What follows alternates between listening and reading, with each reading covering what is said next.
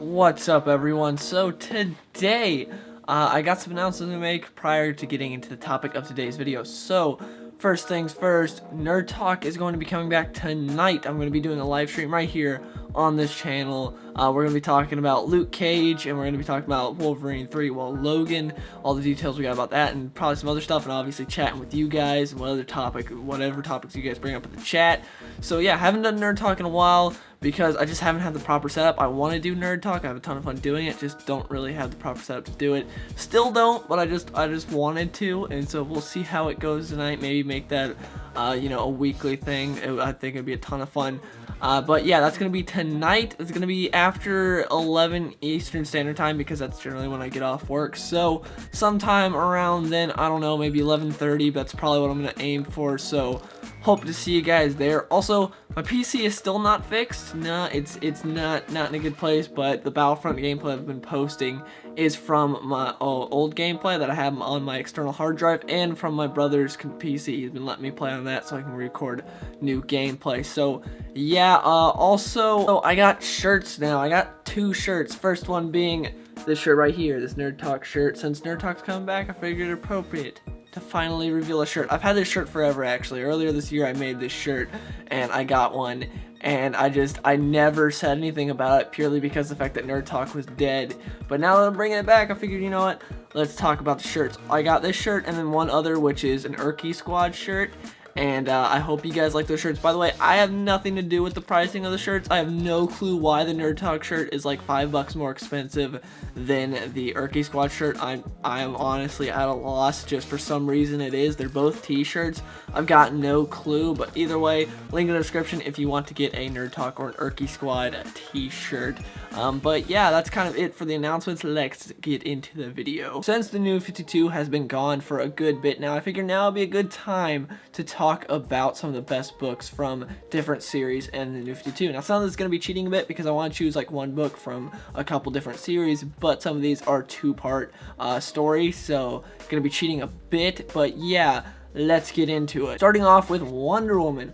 Brian Azzarello's run on Wonder Woman was fantastic. I highly suggest you read all of it, but if you only read one, Volume 1 is definitely what I suggest. It's amazing. It's very good at establishing the world of Wonder Woman and putting a definitive origin on her, and I really do like her new origin. I think her New 52 origin is much superior to her pre-New 52 origin, which was a bit more confusing, clay and stuff, and it was just weird toward this. Zeus is her father, and it's very interesting seeing the fact that she's got a tie to Zeus now, and the fact that she's got like so much family that is like these Greek gods or these demigods, and it's really cool. And I really like seeing her in this environment, because a lot of times, you know, we see her out in, you know, in our world doing stuff, to where in this she's more in her realm, in this like sort of Amazon on Paradise Island, and also at the same time going to like, you know, through this like Greek mythology stuff, and it's just really cool, very interesting. Again, Brian Azzarello's run is fantastic, but if you only read one, I'd say the best book is Volume 1. And next up, we have Justice League. Now,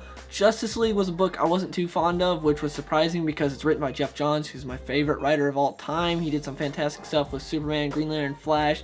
But as far as team books go, he's not too great at writing team books because he generally kind of like lowers the characters a bit, at least some of them. Like Hal Jordan's a complete idiot in the New 52 Justice League compared to pre-New 52, which is the exact same Hal Jordan. That's like one of the few things that like carried over, was the fact that pre-New 52 Green Lantern is the same as New 52 Green Lantern, because like that series did not change at all. Anyways, it's weird.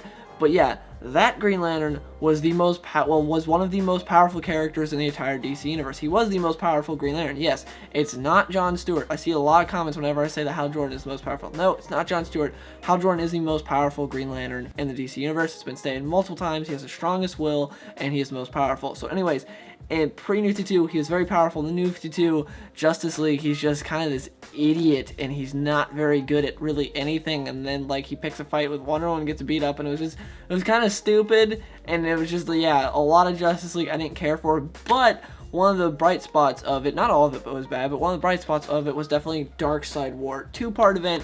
They're both on hardcover now. definitely go pick them up. Fantastic. It focuses on Wonder Woman. It's very much a Wonder Woman-centric storyline. It's about Wonder Woman and these new villains like Grail, who is the daughter of Darkseid and an Amazon, and just like hidden away from all the other Amazons. Very interesting storyline. We also get like the introduction to Mr. Miracle in the New 52, as well as Big Barda and some others. And yeah, just really cool storyline. Get some more Darkseid. We also get to see Batman on the Mobius chair, which is just awesome, and we get Darkseid versus the Anti-Monitor. It's great. It's just a really cool storyline, which not really much about the Justice League though. That's one of my main problems with Geoff Johns' Justice League run, and it shows in this as well. It's the fact that like everyone else besides Wonder Woman is kind of there. They get like one page when they're turned into like new gods, but that's it. Besides that, they're kind of just there, not doing a whole lot. It's about these new characters and Wonder Woman, and that's kind of it. But that being said, it is a very good storyline. Next up is Batman. Now, it's incredibly hard for me to choose a favorite out of this because Scott Snyder's run on Batman New 52 was so legendary. It's probably what the New 52 was known best for, was the Batman series, because it was amazing. It was one of the few things that was like competing with Marvel after the initial launch of the New 52, because New 52 kind of died down a bit, and then Marvel had, you know, their movies and the fact that they had Star Wars and Spider-Man always sells. So Batman was like the only book that was still selling because one, Batman's always popular, and two, Scott Snyder's writing is fantastic. So out of all the books, I have to say Court of Owls is my favorite. It came down to me between Court of Owls and Endgame, but in the end, I feel like Court of Owls added more to the Batman universe and was a little bit more interesting to me. Both fantastic books, but definitely, yeah, Court of Owls. You'd have to read part 2 as well, though, to continue to finish the story with Lincoln Mark and everything. It's just, yeah, I think most of you guys have read Court of Owls, but if you haven't, you definitely should. It's so good. I love how it added so much to the Gotham mythos of how there is this secret organization that everyone thought was fake and was just like a nursery rhyme, but turned out to be real in the underbelly of Gotham. It's just awesome, and the Talons are so cool. I love the design, and Greg Capullo's art is just fantastic. Now, for Green Arrow, we have the run by Jeff Lemire and Andrea Sorrentino. I love this collection. This collection is amazing. It's like, I think it's like $32 on Amazon right now for like 460 something pages. So that's pretty good. This is the entire run by Jeff Lemire and Andrea Sorrentino. It's in a huge collection hardcover. It's so great. I love it. I wish DC would do more collections like this. It's great. It's not that expensive. You get a lot of bang for your buck, and it's the entire collection. It's sort of like a mini omnibus, and I love it. And Jeff Lemire and Andrea Sorrentino, anytime those two guys are together, they create magic. Right now, they're on Old Man Logan, and that book's fantastic. And Andrea Sorrentino is my favorite artist currently, and his art in Green Arrow is just so perfect. It fits perfectly with a character like Green Arrow. And Jeff Lemire sort of changed Green Arrow for the better a bit, or at least lateral, which was different because in New 52 they changed Green Arrow, but he was he was just so stupid. Like, no one cared about this character because the storylines were stupid, and he wasn't regular old Ollie. This isn't regular old Ollie either. This is sort of a bit of a lighter version of, like, say, Season 2 Arrow. He's sort of that type character. He will bust a couple jokes occasionally, but it is much more serious, and the storylines are very interesting. Just, yeah, it sort of accomplished what the New 52 set out to do, which was take characters and turn them on their head a bit, make them a little bit different, a bit more modern, and a bit more new, and it did it very well without, like, destroying the character of Oliver. So yeah, if you have not read it, definitely go read it. Again, it's like 30-something bucks on Amazon for over 400 pages.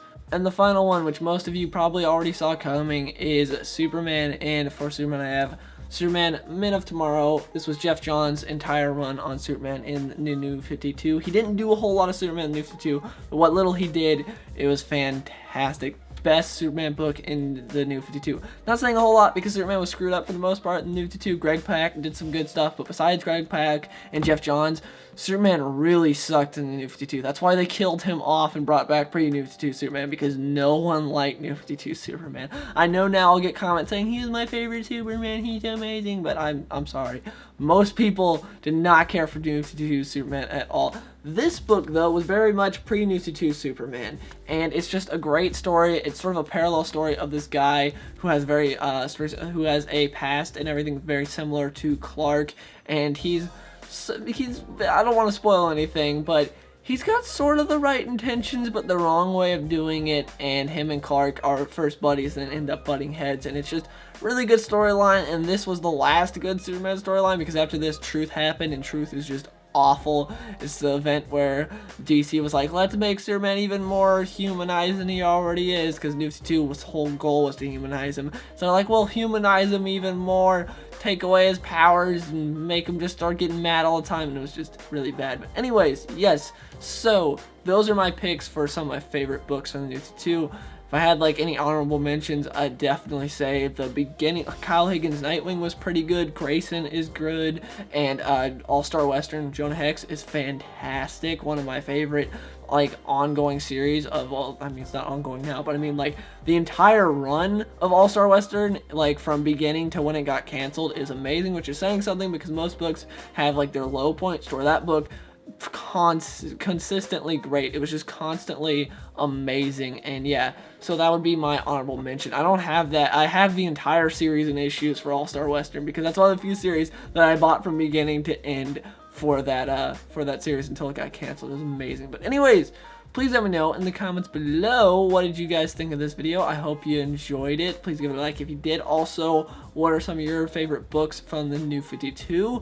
If you have to choose one for each series like I did. Also, again, don't forget, tonight at probably like 11:30 Eastern Standard Time, I will be doing a live stream for Nerd Talk where we're talking Luke Cage, Logan, whatever else. We'll be talking to you guys, whatever you guys want us to talk about. So yeah, that should be fun. Hope to see you there. And yeah, see you guys in the next one. I've been so alone ever since I left the tribe. That's just how it goes, guess I like the lonely vibe. But